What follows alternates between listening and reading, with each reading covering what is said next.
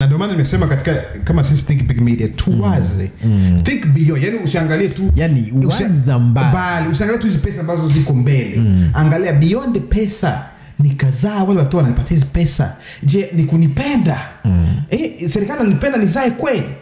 Ama kuna kitu wanataka? Okay, kama wanataka mimi niulee watoto, hata na mimi nilee watoto ambao mimi naweza, ili wakue watu katika society.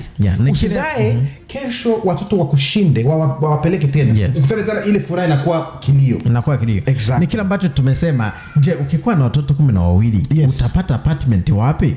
Kama unaweza, una mpango wa kuzaa, nunua nyumba ya kwako ya kutosha, kama vyumba 5 6. Hata ukiwa na watoto 12, utawaambia wawili tena binani wawili kwenye chumba kimoja. Utawapanga hivyo, lakini kwenye apartment wataangalia ni watoto wangapi uko nao, watakwambia hatuwezi kukua na hivyo. Uko na hilo wazo na ukitaka kuzaa, ukipenda ukizaa hata 20 ni wewe. Lakini angalia watoto, ununue nyumba labda wakuwe wanapigania kule, watoto wanachezaga, wanakuwa na lukaruka, kikwa kwenye nyumba ya juu, wale wa chini watakuja kwa